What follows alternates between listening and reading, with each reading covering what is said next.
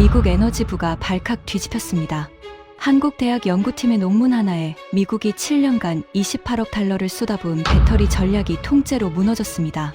일본이 15년간 쌓은 특허 1,000건이 하루아침에 휴지가 됐고 중국의 자원 독점마저 끝장났습니다. 워싱턴 긴급회의에 소집된 에너지부 전 부국장은 단 한마디를 남겼습니다. 한국이 길을 바꿔버렸습니다. 그 충격적인 전말을 지금 공개합니다. 시작하기 전 구독과 좋아요, 그리고 대한민국 화이팅 댓글로 한국을 응원해주세요. 지난 겨울 워싱턴에 첫눈이 내리던 어느 월요일 아침이었습니다.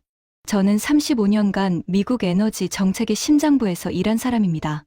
ARPA 부국장으로 재직하며 오바마 행정부의 배터리 국가전략 초안을 직접 썼고 IRA 배터리 조항의 자문위원으로 미국이 에너지 패권을 되찾을 밑그림을 그렸습니다. MIT에서 재료공학 박사를 받고 이 분야에서 논문만 120편 넘게 발표했죠. 퇴임 후엔 워싱턴의 에너지 싱크탱크 소장으로 자리를 옮겼지만 DOE와의 끈은 여전히 단단했습니다. 그날 아침 7시 14분 개인 휴대폰이 울렸습니다. 마크 셰퍼드, 현직 에너지부 차관보였습니다.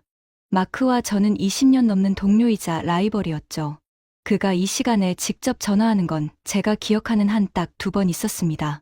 한 번은 후쿠시마 원전 사고 때, 또 한 번은 중국이 히토류 수출을 전면 제한했을 때. 리처드, 오늘 오후 2시에 와줘야겠어. 마크의 목소리는 평소와 달랐습니다. 다급함이 아니라 어떤 무게감 같은 게 실려 있었어요. 무슨 일인데 이 시간에? 한국 건이야. 자세한 건 와서 이야기하자. 전화가 끊겼습니다. 한국 건이라. 저는 커피잔을 내려놓으며 고개를 갸웃했습니다. 솔직히 그 순간까지 저는 심각하게 받아들이지 않았어요.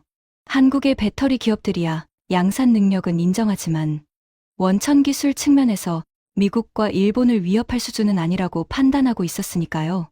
오후 1시 50분 DOE 본부 지하 2층 기밀 브리핑룸 B-7점 엘리베이터에서 내리자마자 복도의 공기가 달랐습니다. 형광등 불빛 아래 무장 경비원 2명이 서 있었고 출입문 옆 전자 패널에 빨간 글씨가 떠 있었습니다. 기밀 등급 3점. 이건 통상적인 정책회의 수준이 아니었어요. 브리핑룸 문을 열고 들어서는 순간 저는 멈칫했습니다. 15개의 의자가 타원형 테이블을 둘러싸고 있었는데 그 면면이 심상치 않았습니다. 에너지부 관료 4명, 국립아르곤연구소와 오크리지 연구소에서 온 연구원 3명, GM과 포드의 배터리 사업부 부사장급 2명, 퀀텀스케이프의 전 CTO 제임스 하워드, MIT에서 날아온 나오미 첸 교수, 국가안보회의 NSC에서 나온 레이첼 존슨, 의회 에너지위원회 수석보좌관 1명, 그리고 구석 자리에 낯익은 얼굴 하나, 주미 일본 대사관의 산업참사관 사토 켄지였습니다. 가슴이 두근거렸습니다. 이 조합은 기술 브리핑이 아니었어요. 국가안보급 긴급 대응 회의였습니다. 마크가 제 어깨를 잡으며 말했습니다. 리처드, 내가 이 분야에서 가장 오래 봐온 사람이니까 불렀어. 솔직한 평가가 필요해. 저는 고개를 끄덕이며 자리에 앉았습니다. 테이블 위에 빨간 딱지가 붙은 서류 봉투가 놓여 있었어요. 봉투를 열었습니다. 첫 페이지에 적힌 제목을 보는 순간 손끝이 차가워졌습니다. 한국 할라이드계 전고체 배터리 기술 돌파, 미국 에너지 전략에 대한 함에. 마크가 스크린을 켰습니다. 자, 시작하겠습니다. 여러분도 이미 들으셨겠지만 한국 연구팀이 전고체 배터리에서 획기적인 성과를 냈습니다. 카이스트를 중심으로 서울대, 연세대, 동국대가 합동 연구한 결과가 네이처 커뮤니케이션즈에 실렸고 현재 전 세계 배터리 학계가 발칵 뒤집힌 상태입니다. 회의실이 잠시 조용해졌습니다. 오늘 이 자리에서 우리가 논의할 건 딱 하나입니다. 마크의 눈이 테이블을 한 바퀴 훑었습니다. 이것이 미국의 배터리 전략에 어떤 영향을 미치는가, 그리고 우리는 어떻게 대응할 것인가. 저는 서류를 넘기며 데이터를 훑었습니다. 이온 전도도 수치, 소재 구성, 충방전 사이클 테스트 결과. 페이지를 넘길수록 손가락에 힘이 들어갔습니다. 1장, 2장, 3장. 숫자들이 눈앞에서 춤을 췄습니다. 이건 단순한 학술 논문이 아니었어요. 35년간 이 분야를 봐온 제 직감이 비명을 질렀습니다. 저도 모르게 입이 열렸습니다. 마크, 이 데이터가 사실이라면 미국의 배터리 전략은 오늘부로 끝난 겁니다. 15개의 시선이 동시에 저를 향했습니다. 회의실의 온도가 2도쯤 내려간 것 같았어요. 정적이 흘렀습니다. 3초, 5초, 7초. 가장 먼저 입을 연 건 제임스 하워드였습니다. 퀀텀스케이프에서 12년간 CTO를 맡으며 미국 전고체 배터리 연구를 이끌었던 인물이죠. 그의 회사는 폭스바겐으로부터 3억 달러 넘는 투자를 받았고 나스닥 상장까지 한 미국 전고체의 자존심이었습니다. 리처드, 무슨 소리를 하는 거야? 제임스의 눈썹이 치켜 올라갔습니다. 입꼬리에 비웃음이 번졌어요. 한국 대학에서 논문 하나 냈다고 미국 전략이 끝났다. 35년 경력이 그 정도 판단력밖에 안 되나?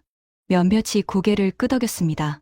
아르곤 연구소의 백발 연구원이 안경을 고쳤으며 거들었죠. 콜린스 박사, 논문이야 매년 수백 편 쏟아지는 겁니다. 실험실 성과와 양산은 하늘과 땅 차이라는 걸 모르실 리 없는데. 맞는 말이었습니다. 저도 그 차이를 누구보다 잘 알고 있었으니까요. 하지만 제가 본 숫자들은 그런 수준이 아니었습니다. 잠깐, 내 말을 끝까지 들어봐요. 이건 단순한 성능 개선이 아니라 게임의 규칙 자체가 바뀐 겁니다. 제임스가 팔짱을 꼈습니다.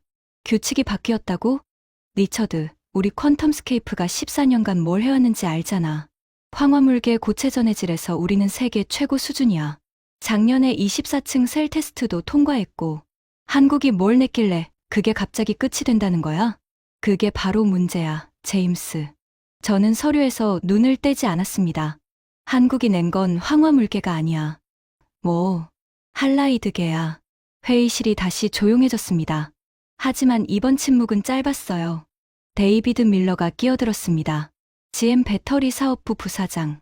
현장을 20년 넘게 뛴 실무파였죠. 할라이드계라. 알고 있습니다. 이론적으로는 잠재력 있죠. 하지만 현실적으로 양산 가능한 수준은 아니지 않습니까? 습기 민감성 문제도 해결 안 됐고 대면적 셀 균일성도 검증 안 됐어요. 실험실에서 작은 코인셀 만드는 거랑 공장에서 자동차용 대형 파우치셀 찍어내는 건 차원이 다릅니다. 포드 배터리 사업부의 캐서린도 맞장구 쳤습니다. 맞아요. 우리도 할라이드계 검토해봤습니다. 결론은 최소 10년 후, 지금 시점에서 전략을 뒤흔들 수준은 절대 아니에요. 한쪽 구석에서 손이 올라갔습니다. 사토 켄지. 주미 일본 대사관 산업참사관이었습니다. 옵저버 자격이었지만 이 주제에서 일본을 빼놓을 수 없었죠. 한 가지 보충하겠습니다. 사토의 목소리는 정중하지만 단호했습니다.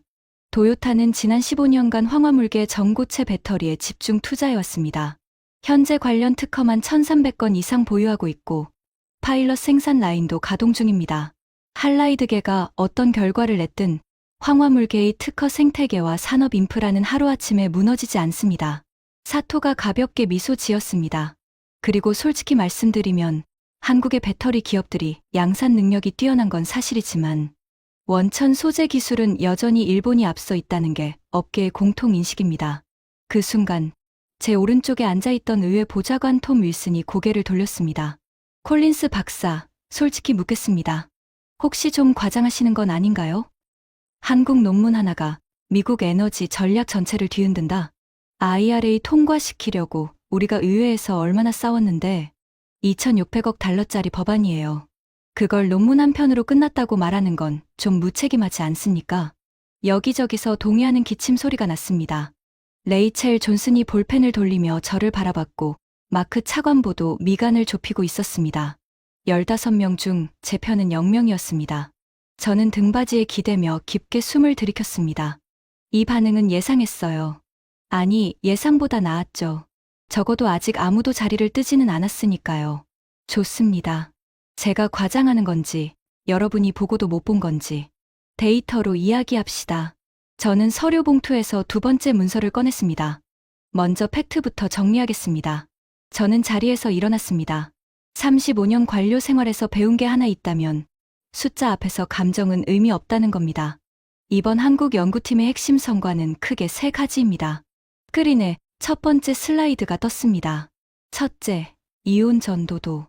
여러분, 전고체 배터리에서 이온 전도도가 뭔지는 다 아실 겁니다. 고체 안에서 리튬 이온이 얼마나 빨리 움직이느냐. 이게 곧 충전 속도이자 출력입니다. 상용화 마지노선이 1.0mg예요. 이 밑으로는 차에 넣을 수가 없습니다. 제임스가 끄덕였습니다. 이건 기본 상식이었으니까요. 한국 연구팀이 찍은 수치는 1.78mg입니다. 그건 알고 있어. 제임스가 대수롭지 않다는 듯 말했습니다. 우리도 실험실에서 비슷한 수치 뽑은 적 있어. 문제는 재현성이지. 맞아요. 그래서 두 번째가 중요합니다. 저는 슬라이드를 넘겼습니다. 한국팀이 이 수치를 뽑은 방법이 기존과 완전히 다릅니다. 우리가, 그리고 일본이 지금까지 해온 방식은 뭐였죠? 비싼 금속을 쓰는 겁니다. 인듐, 은. 인듐이 킬로그램당 40만 원 넘고 은은 120만 원이 넘어요. 이걸 고체 전해질에 넣어서 억지로 이온 통로를 만든 거죠. 오크리지 연구소의 리사 왕 박사가 메모를 하고 있었습니다. 한국팀은 그걸 안 썼습니다. 회의실이 미묘하게 조용해졌습니다. 대신 지르코늄을 썼어요. 제임스의 눈이 가늘어졌습니다. 지르코늄. 그건 범용 소재잖아. 킬로그램당 5만 원도 안 하는데. 맞아요. 거기에 우리 주변에 널린 산소와 황을 미세하게 주입했습니다. 그랬더니 결정 구조 내부의 격자가 물리적으로 팽창하면서 리튬 이온이 지나가는 통로 자체가 넓어진 겁니다. 저는 손으로 좁은 통로가 넓어지는 신용을 했습니다. 비유하자면 기존 방식은 좁은 1차선 도로에 람보르기니 엔진을 달아서 억지로 밀어 넣은 거예요. 비싸고 힘들고 한계가 명확하죠. 한국팀은 도로 자체를 8차선으로 넓혀버린 겁니다. 엔진을 바꾼 게 아니라 길을 바꾼 거예요. 나오미 첸 교수가 처음으로 입을 열었습니다. MIT 재료공학과에서 고체 전해질을 연구하는 학자답게 그녀의 질문은 정확했습니다. 콜린스 박사, 산소 주입 시 전도도 향상 배율이 어떻게 되죠? 4.4배입니다. 나오미의 펜이 멈췄습니다. 4.4배요? 기존 대비? 네. 황을 주입했을 때는 2.5배. 논문에 명시되어 있습니다. 나오미가 안경을 벗고 렌즈를 닦았습니다. 학자가 안경을 닦는 건 제 경험상 머릿속이 복잡하다는 뜻이었어요. 그 수치가 재현 가능하다면 이야기가 좀 달라지긴 하네요. 제임스가 나오미를 쳐다봤습니다. 나오미, 설마 이걸 믿는 건 아니지? 논문 수치 그대로 양산 라인에서 나오는 경우가 역사상 몇 번이나 있었어?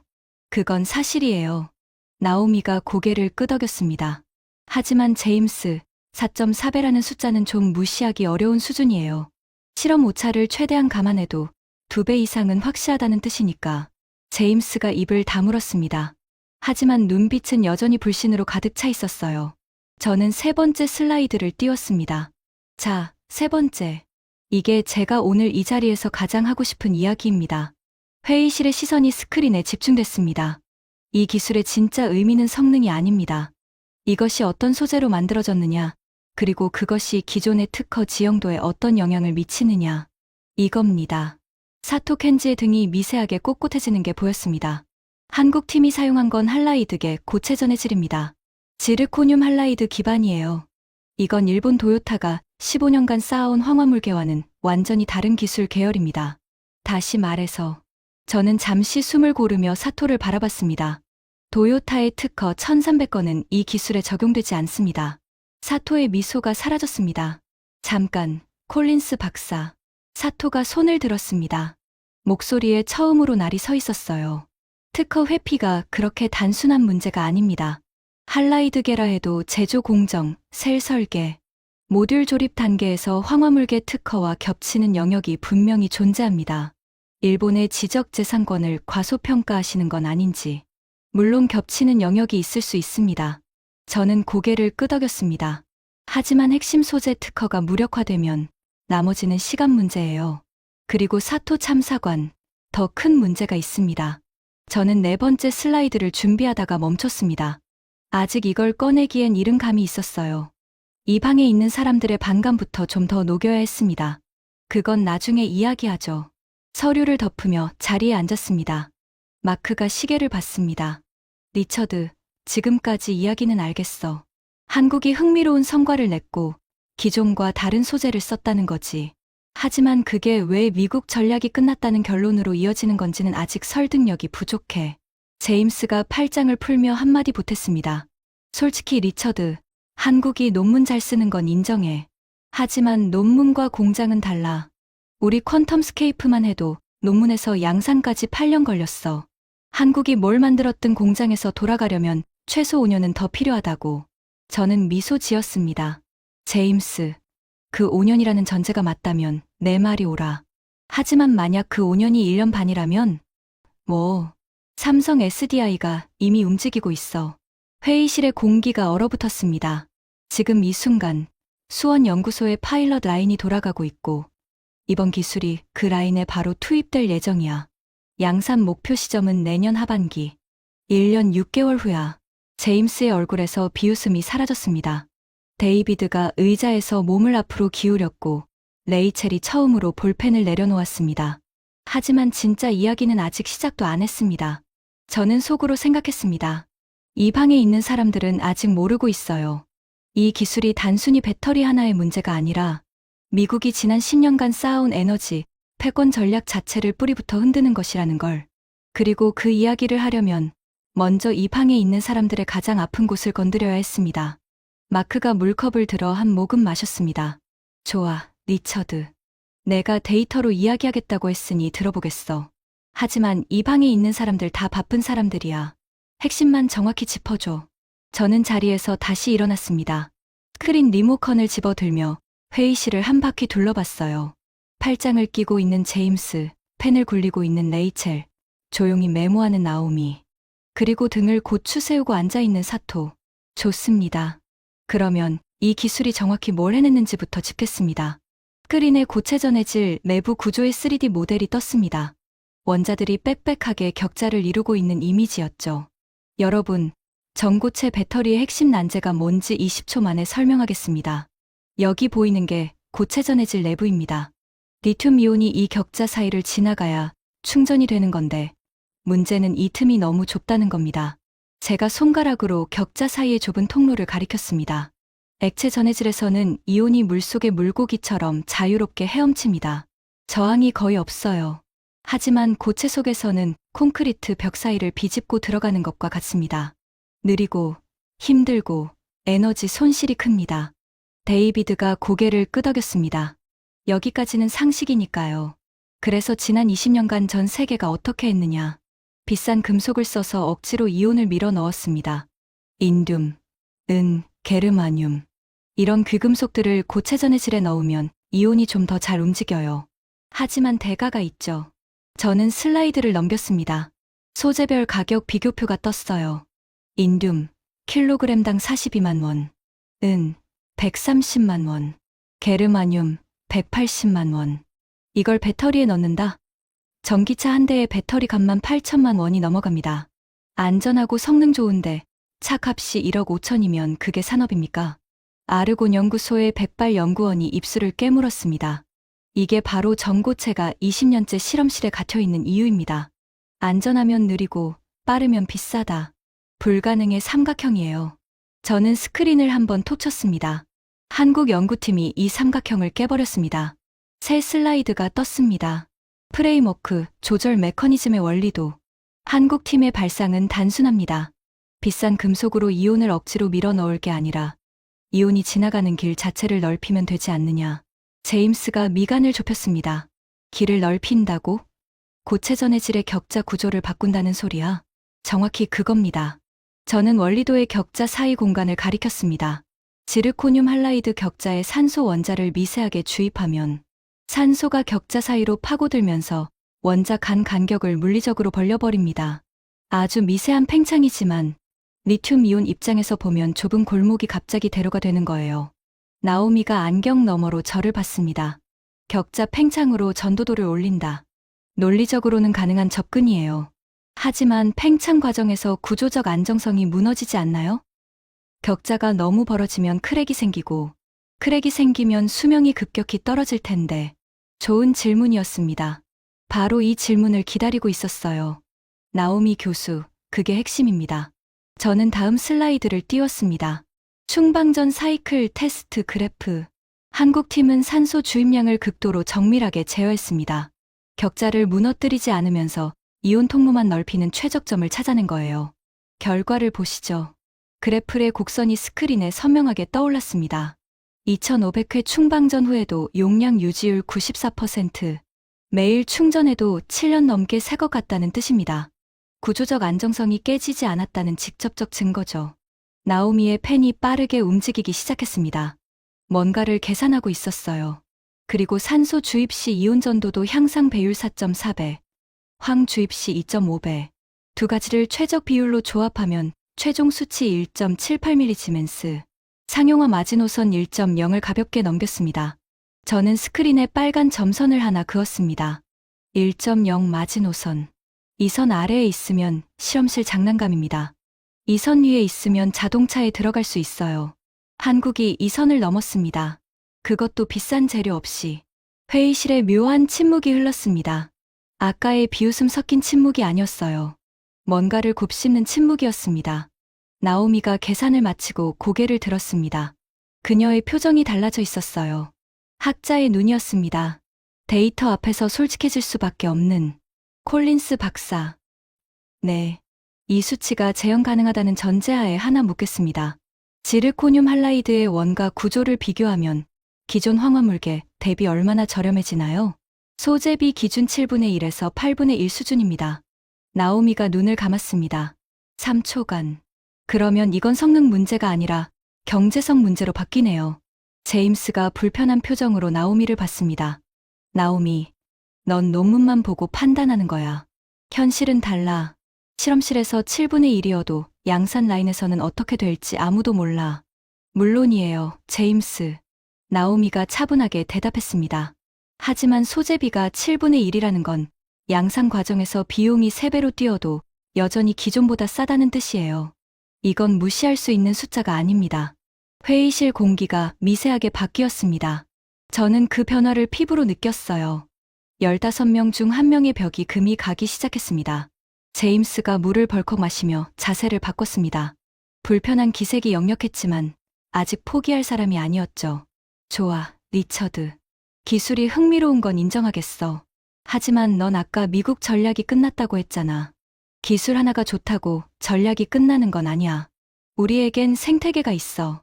특허가 있고, 인프라가 있고, 자본이 있어.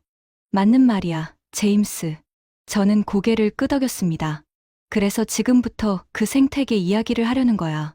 스크린에 새로운 슬라이드가 떴습니다. 전고체 배터리 글로벌 특허 지도. 여러분, 이게 현재 전고체 배터리 특허 현황입니다. 지도 위에 색깔별로 점이 찍혀 있었습니다. 일본이 압도적인 빨간색이었죠. 도요타 1300건, 파나소닉 470건, 무라타 280건. 일본이 전고체 특허의 약 52%를 쥐고 있습니다. 사토가 자세를 바로 했습니다. 자기 나라 이야기니까 당연히 귀가 솔깃했겠죠. 미국은 퀀텀스케이프 340건, ARPA 산하 연구기관 합쳐서 대략 15%. 제임스가 턱을 치켜들었습니다. 한국은 삼성 SDI, LG에너지솔루션, SK온 합쳐서 약 12%. 저는 잠시 멈추며 회의실을 둘러봤습니다. 숫자만 보면 일본이 압도적이고 미국이 2위, 한국이 3위입니다. 이게 지금까지의 판세였어요. 우리가 안심하고 있던 근거이기도 하고요. 사토가 미소를 지었습니다. 작지만 확실한 미소였어요. 하지만 저는 슬라이드를 넘겼습니다. 이 특허의 97%가 황화물계입니다. 사토의 미소가 멈췄습니다. 할라이드계 특허는 전체의 3%도 안 됩니다. 도요타 1300건 중 할라이드 관련은 40건 남짓. 퀀텀스케이프는 할라이드 관련 특허가 거의 없어요. 제임스의 턱이 내려갔습니다. 한국이 만든 기술은 할라이드계입니다. 황화물계가 아니에요. 이게 무슨 뜻이냐? 저는 스크린의 특허 지도를 가리켰습니다. 이 빨간 점들, 일본이 15년간 피땀 흘려 쌓은 1300개의 성벽. 이것들이 한국 기술을 막을 수 없다는 뜻입니다. 아예 다른 길로 왔으니까요. 성벽 앞에서 싸울 필요 없이 옆으로 돌아가 버린 겁니다. 사토의 얼굴이 굳었습니다. 목덜미에 핏줄이 미세하게 붉어지는 게 보였어요. 콜린스 박사. 사토의 목소리가 낮아졌습니다. 특허 회피를 너무 단순하게 보시는 것 같습니다. 할라이드계라 해도 셀 조립 공정, 음극재 기술, 바인더 특허는 여전히 일본이 쥐고 있습니다. 소재 하나 바꿨다고 전체 밸류체인에서 일본을 배제할 수는 없습니다. 맞습니다. 사토 참사관. 저는 진심으로 고개를 끄덕였습니다. 주변 특허는 여전히 중요합니다. 하지만 핵심 소재 특허가 뚫리면 벌어지는 일을 우리는 이미 목격했잖아요. 스크린에 새로운 이미지가 떴습니다. 지난 15년간 스마트폰 배터리 시장 점유율 변화 그래프. 15년 전을 기억하십니까?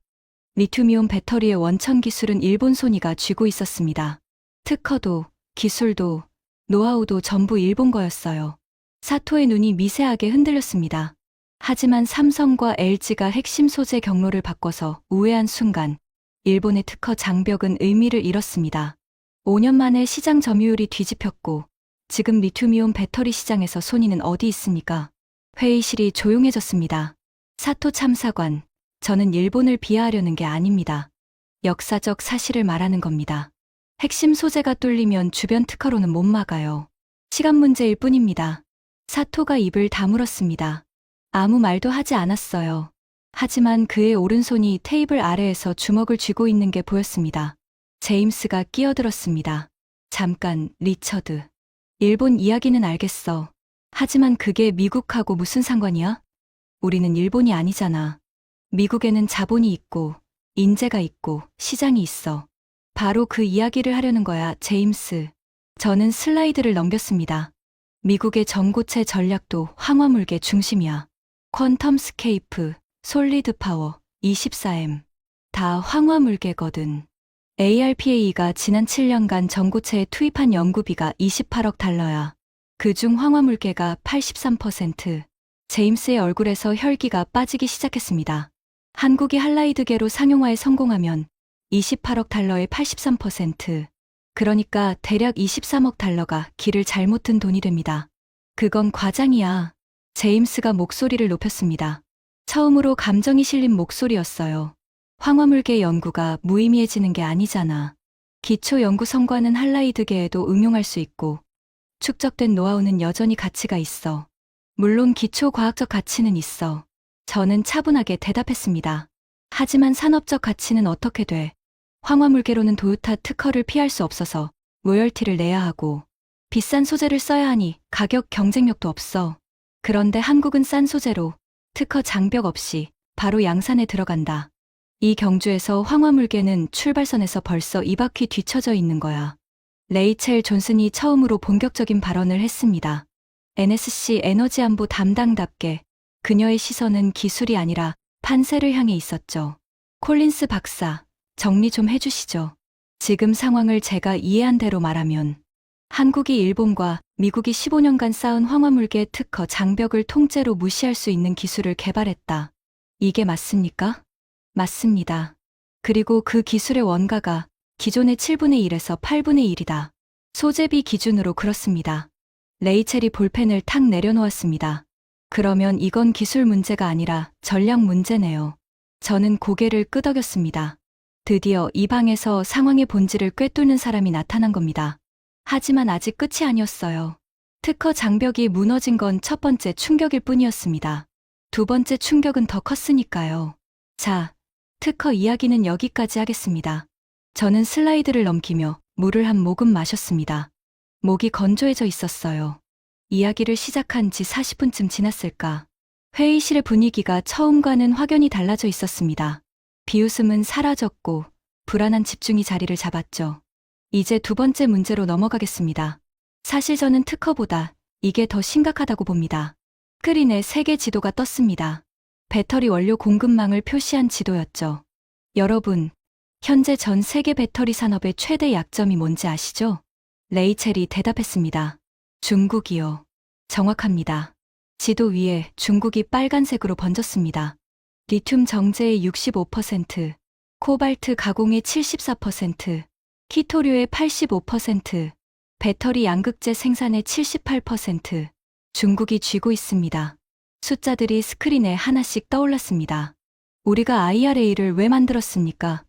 중국 의존도를 낮추기 위해서예요.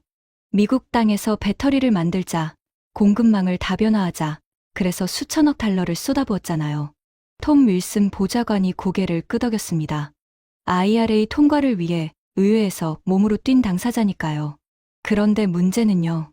우리가 공장을 미국에 짓든 유럽에 짓든 원료를 중국에서 사와야 한다는 근본적인 구조는 바뀌지 않았다는 겁니다. 공장만 옮기고 원료 줄은 그대로인 셈이죠. 데이비드가 쓴웃음을 지었습니다. 그건 우리가 뼈저리게 느끼고 있는 부분이죠. 작년에 중국이 게르마늄 수출을 제한했을 때 우리 생산 라인이 3주간 멈췄습니다. 바로 그겁니다. 저는 데이비드를 가리켰습니다. GM이 3주 멈추면 하루에 얼마 손해입니까? 하루 1200만 달러 수준입니다. 회의실 여기저기서 숨을 들이쉬는 소리가 났습니다. 3주면 2억 5천만 달러. 중국이 수출 제한 카드 한 번 꺼내면 미국 자동차 산업에 2억 5천만 달러짜리 펀치가 날아오는 겁니다. 레이첼의 눈빛이 날카로워졌습니다. 안보 문제의 냄새를 맡은 거죠. 자, 여기서 한국 기술이 뭘 바꾸는지 보시죠. 스크린에 두 개의 표가 나란히 떴습니다. 왼쪽은 기존 황화물계 전고체 배터리의 원료 목록, 오른쪽은 한국 할라이드계의 원료 목록이었어요. 왼쪽을 보시면 기존 황화물계에 필요한 핵심 원료, 리튬, 인듐, 게르마늄, 인. 이 중 인듐과 게르마늄은 중국 의존도가 각각 68%, 72%입니다. 시선이 왼쪽 표에 집중됐습니다. 이제 오른쪽. 한국 할라이드계의 핵심 원료, 지르코늄, 산소, 황, 리튬. 저는 오른쪽 표의 지르코늄을 형광펜으로 동그라미 쳤습니다. 지르코늄. 이 원소의 매장량 세계 1위가 어디인지 아십니까? 아무도 대답하지 않았습니다. 호주입니다. 2위 남아프리카 공화국, 3위 인도네시아, 4위 인도, 중국은 5위에 불과합니다. 전 세계 매장량의 8%도 안 돼요. 레이첼의 눈이 커졌습니다. 그리고 산소와 황은 설명이 필요 없겠죠. 공기 중에 있는 산소, 석유 정제 과정에서 부산물로 나오는 황, 사실상 무한대 자원입니다. 저는 두 표 사이에 화살표를 그었습니다. 왼쪽에서 오른쪽으로 갈아타는 순간 중국의 자원 목줄이 풀립니다. 인듐 수출 제한, 상관없습니다. 게르마늄 금수 조치, 해도 그만이에요. 한국 기술은 중국이 무기화할 수 있는 원료를 아예 안 씁니다. 회의실이 쥐 죽은 듯 고요해졌습니다. 레이첼이 천천히 말했습니다. 콜린스 박사, 지금 말하는 건 단순한 기술 개발이 아니라 지정학적 게임 체인저라는 뜻입니까? 바로 그겁니다. 레이첼. 저는 그녀를 정면으로 바라봤습니다. 이건 배터리 하나 좋아졌다 수준의 이야기가 아닙니다. 에너지 공급망의 지정학적 구조가 바뀌는 겁니다. 중국이 20년간 쌓아온 원료 독점 전략이 한순간에 무력화되는 거예요. 마크가 의자 등받이에 기대며 천장을 바라봤습니다. 그가 그 자세를 취하는 건 제가 아는 한 심각하게 생각하고 있다는 신호였어요. 리처드, 잠깐 정리하자. 마크가 손가락을 하나씩 꼽았습니다. 첫째, 한국 기술은 기존보다 성능이 좋다. 이온 전도도 1.78, 상용화 마지노선 돌파. 맞습니다. 둘째, 소재비가 기존의 7분의 1에서 8분의 1이다. 맞습니다. 셋째, 일본의 황화물계 특허 1300건을 우회한다. 맞습니다. 넷째, 중국의 원료 독점도 피한다. 맞습니다. 마크가 손가락 4개를 펴보였습니다. 이 4가지가 다 사실이라면 이건 확실히 심각한 문제야. 하지만 리처드. 마크의 눈이 날카로워졌습니다. 4가지가 다 사실이라는 전제가 성립해야 해. 논문 수치가 양산에서 재현될 거라는 보장이 어디 있어? 마크, 그 질문에 답하기 전에 하나만 먼저 말해도 되겠습니까? 뭔데? 이게 왜 저한테 개인적인 문제인지. 회의실이 다시 조용해졌습니다. 하지만 이번엔 다른 종류의 조용함이었어요. 호기심의 조용함. 저는 서류를 내려놓았습니다. 슬라이드 리모컨도 테이블에 올려놨어요. 맨손이 됐습니다. 여러분은 제가 왜 에너지부에 들어갔는지 아십니까? 아무도 대답하지 않았습니다. MIT 박사가 왜 민간 기업이 아니라 정부로 갔을까? 동기들은 다 골드만삭스나 맥킨지 갔는데 왜 이 사람은 공무원이 됐을까? 한 번쯤 궁금하셨을 겁니다. 제임스가 눈썹을 올렸습니다. 20년 넘게 알고 지낸 사이였지만 이 이야기는 처음 듣는 눈치였어요. 제 아버지는 디트로이트의 GM 공장 엔지니어였습니다. 회의실이 숨을 멈춘 것 같았습니다. 30년 가까이 엔진 조립 라인에서 일했어요. 매일 새벽 5시에 일어나서 기름 냄새 가득한 점프수트를 입고 출근 도장 찍고 밤 8시에 퇴근했습니다. 주말에도 불려 나가는 게 일상이었죠. 저는 창문 쪽을 바라봤습니다. 워싱턴의 하늘이 흐릿하게 보였어요. 아버지는 항상 말했습니다. 미국 자동차는 세계 최고다. GM은 절대 무너지지 않는다. 우리 손으로 만든 차가 전 세계 도로를 달리고 있다. 이것이 미국의 힘이다. 목소리가 잠시 갈라졌습니다. 저는 물을 한 모금 마시고 계속했어요. 제가 15살 때였습니다. 어느 날 저녁 아버지가 평소보다 일찍 들어오셨어요.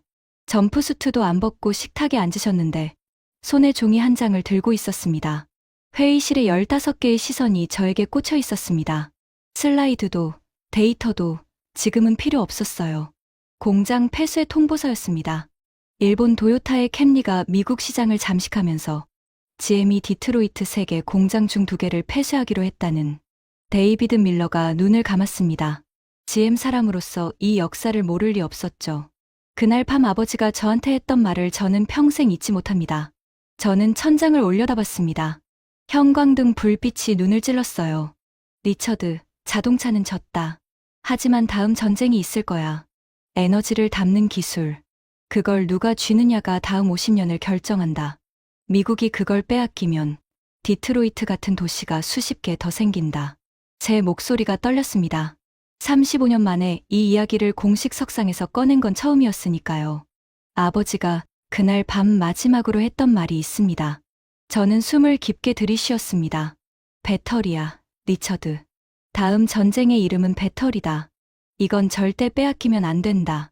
회의실이 완전한 정적에 잠겼습니다. 에어컨 바람 소리만 희미하게 들렸어요. 아버지는 공장이 폐쇄된 뒤 재취업을 못 하셨습니다. 5년을 실직 상태로 보내다가 결국 건강이 나빠지셨죠. 제가 MIT 합격 통지서를 받던 해에 아버지는 병상에 계셨어요. 저는 테이블 위에 물컵을 2손으로 감쌌습니다. 제가 에너지부에 간 이유는 돈이 아니었습니다.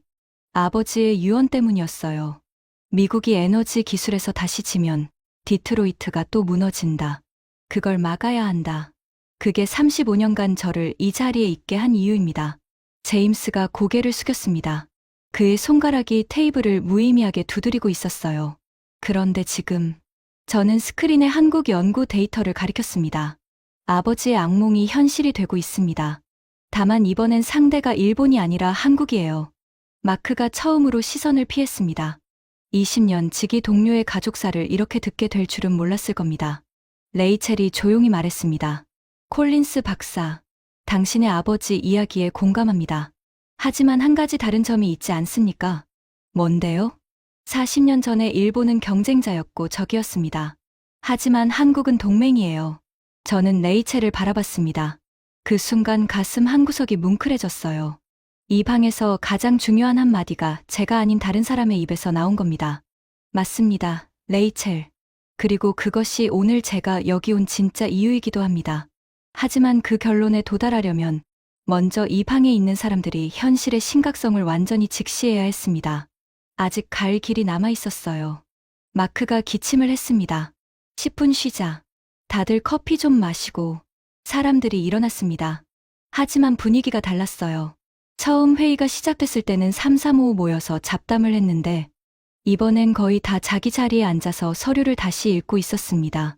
나오미는 노트북을 꺼내 뭔가를 검색하고 있었고 레이첼은 통화를 하고 있었어요. 아마 NSC에 상황 보고를 하는 것 같았습니다. 제임스가 커피를 들고 제 옆으로 왔습니다. 리처드.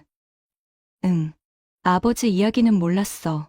굳이 할 이야기가 아니었으니까. 제임스가 커피를 한 모금 마시며 창밖을 봤습니다. 근데 내 말이 맞다고 치자. 한국 기술이 대단하다 치자. 그래서 우리가 뭘 어떻게 해야 한다는 거야? 지금 당장 퀀텀 스케이프를 접으라고? 아직 그 이야기는 안 했어. 휴식 끝나면 하려고. 제임스가 쓴웃음을 지었습니다. 더 있어?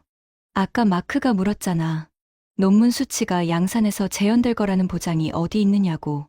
그 답을 안 했어. 제임스의 표정이 굳었습니다.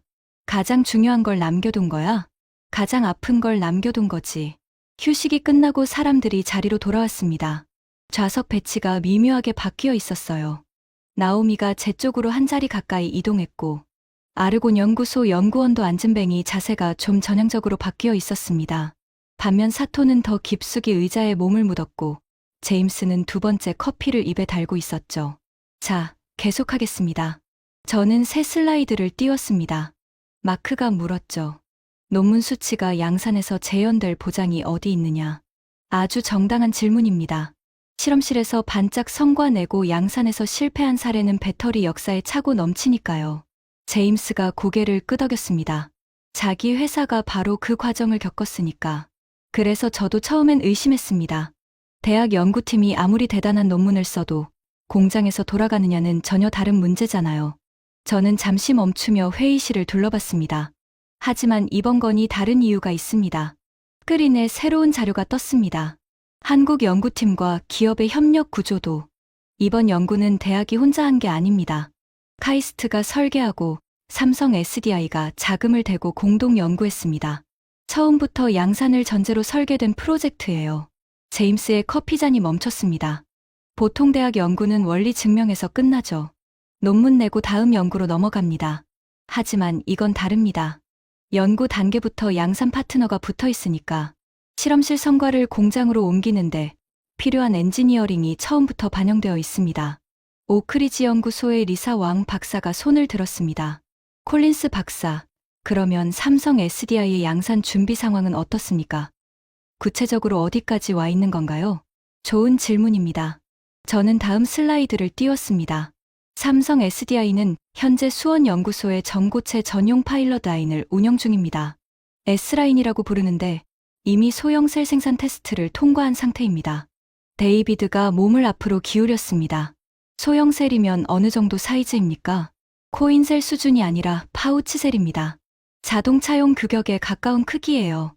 데이비드의 눈이 커졌습니다. GM에서 20년 넘게 일한 사람이라 코인셀과 파우치셀의 차이가 얼마나 큰지 누구보다 잘 알고 있었거든요. 그리고 이번 할라이드계의 기술이 이 S라인에 바로 투입될 예정입니다. 양산 목표 시점은 1년 반 후입니다. 1년 반이라 마크가 중얼거렸습니다. 그게 현실적인 숫자야? 삼성의 배터리 양산 이력을 보면 현실적입니다. 이 회사가 파일럿에서 양산까지 넘어가는 속도는 세계에서 가장 빠릅니다. 리튬이온 때도 폴리머 때도 업계 평균의 절반 시간 안에 양산에 성공했어요. 마크가 고개를 천천히 끄덕였습니다. 자, 여기서 진짜 무서운 숫자를 보여드리겠습니다. 스크린에 성능 예측 표가 떴습니다. 삼성 SDI의 내부 로드맵과 이번 연구 데이터를 조합하면 이런 그림이 나옵니다. 저는 표의 숫자들을 하나씩 읽었습니다. 충전 시간 12분 이내에 80%, 주행거리 이를 충전 시 850km에서 최대 1100km, 수명 2500회 충방전, 매일 충전해도 7년 이상, 안전성, 열폭주 위험 제로의 수렴, 그리고 가격. 저는 마지막 숫자를 가리켰습니다. 대량 생산 시점 기준, 킬로와트 시당 75달러 이하. 현재 리튬이온 배터리의 평균 2킬로와트 시당 139달러입니다. 절반 가격에 모든 성능이 올라간다는 뜻이에요. 회의실에서 누군가 작게 욕을 내뱉었습니다. 12분 충전에 1000km. 이건 내연기관을 완전히 대체할 수 있는 수준입니다. 주유소 가서 기름 넣는 시간이랑 똑같은데 비용은 더 싸고 더 조용하고 더 안전해요. 데이비드가 두 손으로 얼굴을 감쌌습니다. 콜린스 박사, 그 숫자가 맞으면 우리 GM의 얼티엄 플랫폼은 나오기도 전에 9세대가 됩니다. 알고 있습니다. 저는 고개를 끄덕였습니다. 그리고 더 큰 문제가 있습니다. 스크린이 바뀌었습니다. 이번엔 기업 간 계약 동향 자료였어요. 현재 미국의 GM, 포드, 스텔란티스가 배터리 기술 확보를 위해 어디와 접촉하고 있는지 아십니까? 회의실이 조용해졌습니다. 3개월 전부터 GM과 포드가 삼성 SDI의 할라이드계 기술 라이선스를 타진하고 있습니다. 데이비드의 얼굴이 빨갛게 달아올랐습니다. 자기 회사 이야기가 이 자리에서 나올 줄은 몰랐겠죠. 그리고 유럽의 폭스바겐과 BMW도 접촉 중이고 놀랍게도 일본의 혼다까지 삼성 SDI와 비공식 채널을 열었다는 정보가 있습니다. 사토의 얼굴이 하얗게 변했습니다. 전 세계 자동차 회사들이 한국에 줄을 서기 시작한 겁니다. 기술을 사달라고, 라이선스를 달라고. 저는 스크린을 끄고 회의실을 천천히 둘러봤습니다. 여러분, 상황을 정리하겠습니다. 3년 전까지 한국 배터리 기업들은 미국에 와서 공장을 짓고 미국의 IRA 보조금을 받으면서 우리 조건에 맞춰서 일했습니다. 우리가 갑이었어요. 테이블 위에 서류를 가볍게 두드렸습니다. 지금은 어떻습니까? 미국 자동차 회사들이 한국에 가서 기술을 사달라고 하고 있습니다. 갑과 을이 뒤집힌 거예요. 회의실의 공기가 납처럼 무거워졌습니다. 이게 제가 아까 미국 전략이 끝났다고 말한 이유입니다. 한국을 양산하청으로 보고 원천 기술은 미국과 일본이 준다는 전제 위에 세워진 전략. 그 전제가 무너졌습니다. 마크가 의자에서 상체를 일으켰습니다. 리처드. 네. 너는 지금 이 자리에서 미국 에너지 전략의 근본을 부정하고 있어. 그건 단순히 기술 평가가 아니야. 정치적 발언이야. 알고 있습니다. 내가 틀리면 커리어가 끝나. 알고 있습니다, 마크. 저는 마크의 눈을 정면으로 바라봤습니다. 하지만 제가 맞으면, 우리가 지금 이 순간 방향을 바꾸지 않으면 디트로이트가 또 무너집니다. 이번엔 자동차 공장이 아니라 배터리 공장이, 그리고 그 다음엔 전기차 공장이, 그 다음엔 드론 공장이, 로봇 공장이, 에너지 저장 시설이. 저는 잠시 숨을 고르며 말을 이었습니다. 아버지가 잃은 건 일자리 하나가 아니었어요. 도시가 무너지는 걸 지켜봐야 했습니다. 디트로이트가 어떻게 됐는지 다들 아시잖아요. 인구가 절반으로 줄고, 빈집이 거리를 메우고, 범죄율이 치솟았죠. 그게 단 하나의 산업을 잃었을 때 벌어지는 일입니다. 제임스가 두 번째 커피를 탁 내려놓았습니다. 컵이 테이블에 부딪히는 소리가 회의실에 울렸어요. 리처드. 제임스의 목소리가 달라져 있었습니다. 처음의 비웃음도, 중간의 방어적 날카로움도 아닌 어떤 피로감 같은 게 실려 있었어요. 내 말을 다 듣고 나서 판단하겠어. 나머지 이야기 마저 해. 저는 고개를 끄덕였습니다.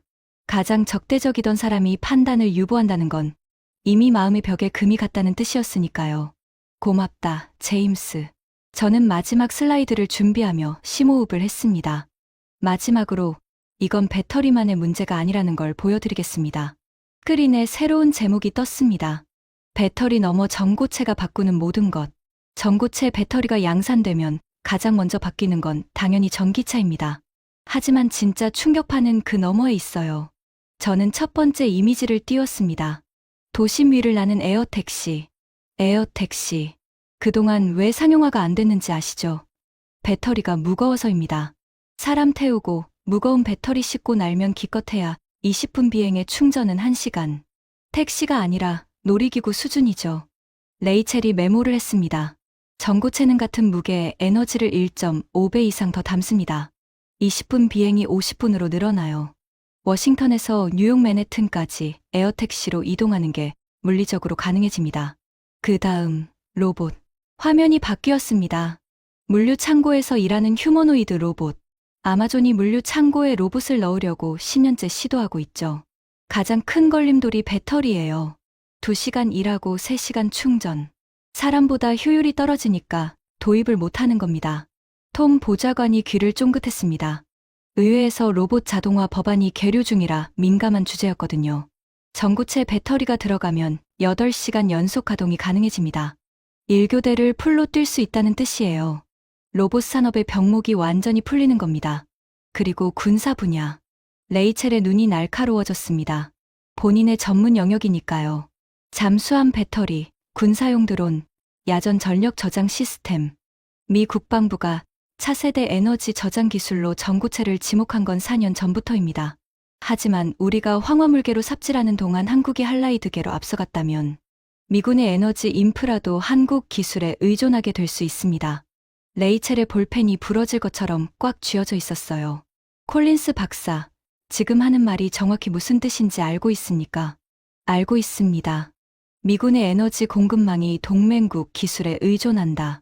이건 안보 주권 문제예요. 맞습니다. 하지만 레이첼, 그 동맹국이 중국이 아니라 한국이라는 게 그나마 다행인 거예요. 회의실에 무거운 한숨이 퍼졌습니다. 저는 스크린을 껐습니다. 여러분, 정리하겠습니다. 한국의 전고체 기술 돌파는 배터리 하나의 문제가 아닙니다. 전기차, 에어택시, 로봇, 군사 인프라. 에너지를 담는 기술이 바뀌면 움직이는 모든 것의 규칙이 바뀝니다. 그리고 그 새 규칙을 쓰는 사람이 미국이 아니라 한국이 될 수 있다는 겁니다. 마크가 시계를 봤습니다. 회의가 시작된 지 벌써 2시간 반이 넘어 있었어요. 창밖의 하늘이 어두워지기 시작했습니다. 리처드, 한 가지만 더 물을게. 네. 그래서 내 결론은 뭐야? 미국이 어떻게 해야 한다고 생각해? 저는 마크의 눈을 바라보며 대답했습니다. 그 답은 잠시 후 드리겠습니다. 회의실에서 작은 웃음이 번졌습니다. 긴장 속의 웃음이었어요. 하지만 그건 좋은 신호였습니다. 사람들이 더 듣고 싶어 한다는 뜻이었으니까요. 마크가 자리에서 일어났습니다. 회의를 시작한 지 3시간이 넘어가고 있었어요. 브리핑룸의 형광등 아래서 모두의 얼굴이 지쳐 보였지만 아무도 떠나지 않았습니다. 마지막 질문이야, 리처드. 마크가 테이블 끝에 섰습니다. 한국 기술이 대단하다는 건 충분히 들었어. 특허도 우회하고 자원도 우회하고 양산도 임박했다. 하지만 내가 아직 안 한 이야기가 있어. 뭔데요? 미국은 어떻게 해야 하냐? 그 답을 듣고 싶어. 저는 고개를 끄덕였습니다. 가장 어려운 질문이었지만 가장 중요한 질문이기도 했습니다. 답을 드리기 전에 먼저 우리가 왜 뒤처졌는지 솔직하게 짚어야 합니다. 제임스가 입술을 깨물었습니다. 자기 이야기가 나올 걸 예감한 거겠죠. 제임스, 미안하지만 직접 물을게. 뭘? 퀀텀스케이프가 설립된 게 12년 전이야. 그 사이 폭스바겐에서 3억 달러 넘게 투자받았고 나스닥 상장까지 했지. 미국 전고체의 희망이었어. 제임스의 턱 근육이 움직였습니다. 12년간 양산에 성공했어. 침묵이 흘렀습니다. 못했지. 제임스의 목소리가 낮아졌습니다. 아직이야. 아직 못한 거야. 알아. 비난하는 게 아니야, 제임스. 너와 내 팀이 엄청나게 노력한 거 알아. 문제는 노력이 아니라 방향이야. 저는 스크린에 마지막 슬라이드를 띄웠습니다. 2개의 타임라인이 나란히 놓여 있었어요. 왼쪽은 미국과 일본의 타임라인이었습니다. 황화물계 연구 시작, 특허 축적, 파일럿 시도, 양산 지연, 다시 파일럿, 다시 지연. 12년간의 느린 전진이었죠. 오른쪽은 한국의 타임라인이었습니다. 할라이드계 연구 착수, 대학과 기업 공동 개발, 프레임워크, 조절 메커니즘 발견, 네이처 게재, 삼성 SDI 파일럿 투입. 4년이 채 안 되는 기간에 벌어진 일이었어요. 12년 대 4년. 저는 두 타임라인을 번갈아 가리켰습니다. 우리가 황화물계라는 한 길에서 12년을 걸을 때 한국은 아예 다른 길을 찾아서 4년 만에 우리 앞에 나타난 겁니다. 제임스가 두 손으로 머리를 감싸 쥐었습니다. 어깨가 떨리고 있었어요. 12년이야. 제임스의 목소리가 갈라졌습니다. 12년간 우리가 뭘 한 겁니까? 회의실이 완전한 정적에 빠졌습니다. 에어컨 소리도, 볼펜 돌리는 소리도, 서류 넘기는 소리도 멈춰 있었어요. 제임스의 그 한마디가 브리핑룸의 공기를 완전히 바꿔놓았습니다. 나오미가 조용히 말했습니다. 제임스, 12년이 헛되진 않았어요. 축적된 기초 연구는 분명히 가치가 있습니다. 나오미, 고마워. 제임스가 고개를 들었습니다. 눈가가 붉어져 있었어요. 하지만 솔직히 말하면 우리가 방향을 잘못 잡은 건 사실이야. 도요타를 따라서 황화물계에 올인한 거. 비싼 소재로 성능 끌어올리려고 발버둥 친 거. 그 사이에 한국은 아예 발상을 바꿔버렸어. 제임스가 저를 바라봤습니다. 리처드, 내가 맞았어. 인정한다. 가슴이 뭉클해졌습니다. 20년 넘게 알고 지낸 동료이자 라이벌이 이 방 가득한 사람들 앞에서 자존심을 내려놓는 순간이었으니까요. 사토 켄지가 자리에서 일어났습니다. 모두의 시선이 그에게 쏠렸어요. 실례하겠습니다. 본국에 보고할 내용이 있어서. 사토의 목소리는 여전히 정중했지만 얼굴에서 핏기가 빠져 있었습니다. 그는 서류를 가방에 넣으며 한마디를 남겼어요. 콜린스 박사, 오늘 브리핑 감사합니다. 일본도 많은 것을 다시 생각해봐야 할 것 같습니다. 문이 닫혔습니다. 일본 대사관 참사관이 자리를 뜬 건 이 회의의 결론을 이미 받아들였다는 뜻이었습니다. 마크가 테이블을 한번 두드렸습니다. 좋아, 리처드. 상황은 이해했어. 이제 답을 듣자. 미국이 어떻게 해야 한다고 생각해? 저는 자리에서 천천히 일어났습니다. 스크린은 꺼져 있었어요. 더 이상 슬라이드는 필요 없었습니다. 마크, 그리고 여러분. 회의실을 한 바퀴 둘러봤습니다. 3시간 전, 제가 미국 전략이 끝났다고 했을 때 비웃던 얼굴들이 지금은 진지하게 저를 바라보고 있었어요. 제 아버지가 디트로이트에서 일자리를 잃었을 때 아버지는 일본을 원망했습니다. 일본차가 미국을 망쳤다고, 도요타가 우리 밥그릇을 빼앗았다고. 저는 잠시 멈추며 창밖을 바라봤습니다. 워싱턴의 밤하늘에 별이 하나 보였어요. 저도 그렇게 생각하며 35년을 살았습니다. 누군가에게 뺏기면 안 된다. 미국이 1등을 지켜야 한다. 빼앗기면 디트로이트가 반복된다. 그 공포가 저를 에너지부로 이끌었고 배터리 전략을 만들게 했어요. 하지만 저는 테이블 위에 빨간 서류 봉투를 집어들었습니다. 오늘 이 서류를 읽으면서 깨달은 게 있습니다. 봉투를 내려놓았습니다. 아버지는 일본에게 졌고 저는 한국에게 졌습니다. 회의실이 숨을 멈췄습니다. 하지만 아버지와 저 사이에는 결정적인 차이가 하나 있어요. 뭔데? 마크가 물었습니다. 아버지는 적에게 졌습니다. 40년 전 일본은 경쟁자였고 미국의 시장을 빼앗아간 적이었어요. 저는 고개를 들어 마크를 정면으로 바라봤습니다. 하지만 저는 동맹에게 졌습니다. 한국은 적이 아닙니다. 70년 넘게 함께 피를 흘린 동맹이에요. 레이첼이 고개를 끄덕였습니다. NSC에서 일하는 사람으로서 한미 동맹의 무게를 누구보다 잘 아는 사람이었으니까요.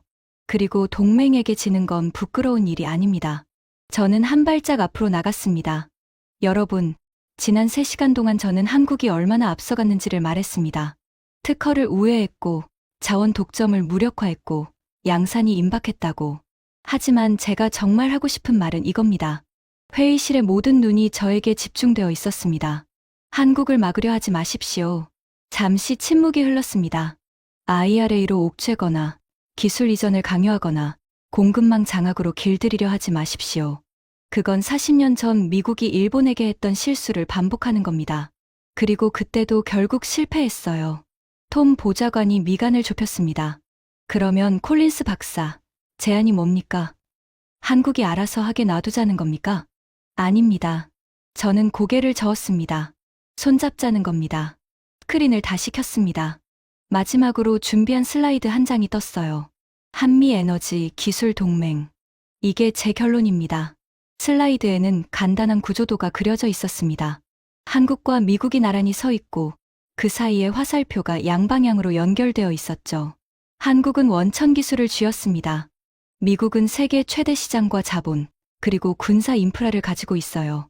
이 두 가지가 합쳐지면 중국도, 일본도 쫓아올 수 없는 에너지 동맹이 만들어집니다. 레이첼이 메모를 멈추고 고개를 들었습니다. 구체적으로 어떤 형태를 생각하시나요? 3가지입니다. 저는 손가락을 하나씩 꼽았습니다. 첫째, 한국의 전고체 원천 기술에 대한 공동 라이선스. 미국 기업이 돈 주고 사는 게 아니라 공동 개발 파트너로 참여하는 겁니다. 미국의 국립연구소 인프라와 한국의 소재 기술을 결합하면 양산 속도를 더 앞당길 수 있어요. 둘째, 호주와 연계한 지르코늄 공급망 구축. 중국을 배제한 원료 확보 루트를 한미호 3국이 함께 만드는 겁니다. 셋째, 차세대 군사용 에너지 저장 기술의 공동 개발. 한국의 배터리 기술과 미국의 국방 수요를 직접 연결하는 프레임워크입니다. 마크가 8장을 풀었습니다. 그가 8장을 푸는 건 제가 아는 한 결론이 나기 직전이라는 신호였어요. 리처드. 네. 내 말의 핵심은 이거지. 한국을 견제할 게 아니라 파트너로 격상시키자. 하청업자가 아니라 동등한 기술 동맹으로. 정확합니다. 마크가 테이블 위에 두 손을 올려놓았습니다. 회의실의 모든 시선이 그에게 쏠렸어요. 에너지부 차관보. 이 방에서 가장 높은 직급이자 오늘 논의의 최종 결정권자. 솔직히 말하겠어. 마크가 천천히 입을 열었습니다. 3시간 전에 리처드가 미국 전략이 끝났다고 했을 때 나도 과장이라고 생각했어. 회의실이 숨을 죽였습니다. 하지만 데이터를 보고, 특허 지형도를 보고, 공급망을 보고, 그리고 미국 기업들이 이미 한국에 줄을 서고 있다는 현실을 보고 나니까 마크가 서류 봉투를 집어들었습니다. 리처드 말이 맞아. 지금 우리 전략은 전제부터 틀렸어. 한국을 하청으로 보는 시대는 끝났어. 마크가 자리에서 일어났습니다. 오늘 회의 결론입니다. 미국의 전고체 배터리 전략을 근본적으로 재검토합니다. 황화물계 일변도에서 할라이드계를 포함한 다원화 전략으로 전환하고 한국과의 기술 동맹을 최우선 안건으로 상정합니다. 회의실에서 작은 박수가 터져 나왔습니다. 나오미가 먼저 치기 시작했고 리사 왕 박사가 따라쳤고 레이첼도 고개를 끄덕이며 손뼉을 맞췄습니다. 제임스가 마지막으로 일어났습니다. 12년간 자기 인생을 바친 황화물계 전략이 부정당한 거나 마찬가지였는데 그의 얼굴에 비웃음이나 분노는 없었어요. 대신 어떤 담담함 같은 게 있었습니다. 제임스가 제 앞으로 걸어왔습니다. 리처드. 응. 내가 맞았어. 그리고 솔직히 말하면 나도 속으로는 느끼고 있었어. 황화물계가 한계에 부딪힌 거. 하지만 인정하기가 싫었던 거야. 12년이잖아. 제임스가 손을 내밀었습니다. 저는 그 손을 잡았습니다. 20년 지기 동료의 손이 미세하게 떨리고 있었어요. 제임스, 넌 12년을 낭비한 게 아니야. 넌 미국 전고체의 기초를 닦았어. 그 위에 새 방향을 얹으면 돼. 제임스가 고개를 끄덕였습니다. 회의가 끝나고 사람들이 하나씩 자리를 떴습니다. 레이첼은 저에게 다가와 악수를 청했어요. 콜린스 박사, 한미 에너지 동맹 안건 NSC에서 검토하겠습니다. 다음 주에 회의 잡읍시다. 감사합니다, 레이첼. 데이비드도 다가왔습니다. 콜린스 박사, GM 입장에서 할 이야기가 많습니다. 삼성 SDI와의 협력건, 구체적으로 논의하고 싶어요. 마지막으로 마크만 남았습니다. 브리핑룸에 둘만 남자, 마크가 조용히 말했습니다. 리처드, 아까 아버지 이야기. 나도 몰랐어. 이제 알았잖아. 아버지가 맞았어. 다음 전쟁은 배터리였어. 마크가 창문 쪽으로 걸어갔습니다. 워싱턴의 밤하늘이 유리창에 반사되고 있었어요. 근데 리처드, 아버지가 한 가지 예상 못한 게 있어. 뭔데? 전쟁이 아니라 동맹이 될 수도 있다는 거. 저는 웃었습니다. 오늘 하루 중 처음으로 진짜 웃음이었어요. 브리핑룸을 나서며 저는 하늘을 올려다봤습니다. 워싱턴의 겨울 하늘에 별이 몇 개 떠 있었어요. 아버지, 저는 속으로 말했습니다. 아버지가 예언한 배터리 전쟁이 시작됐습니다. 하지만 이번엔 아버지 때와 다릅니다. 적에게 진 게 아니라 동맹과 함께 가는 겁니다. 디트로이트는 다시 무너지지 않을 겁니다. 이번엔 혼자 싸우지 않으니까요. 에너지 패권의 지도가 다시 그려지고 있습니다. 그 지도의 중심에 한국이 있고 미국은 그 옆에 서야 합니다. 위에서 내려다보는 게 아니라 나란히 서는 겁니다. 아버지의 전쟁은 졌지만 아들의 동맹은 이제 시작입니다. 여러분, 전고체 배터리 혁명은 이미 시작됐습니다. 그리고 그 혁명의 열쇠를 쥔 나라는 대한민국입니다. 우리가 해야 할 일은 단 하나, 그 열쇠를 함께 돌리는 것입니다. 지금까지 미국 에너지부를 뒤흔든 대한민국 전고체 배터리의 충격적인 이야기였습니다. 대한민국의 기술이 세계의 판도를 바꾸고 있습니다. 이 자랑스러운 이야기를 주변에 널리 공유해주세요. 구독과 좋아요도 부탁드립니다. 지금까지 감동날다였습니다. 감사합니다.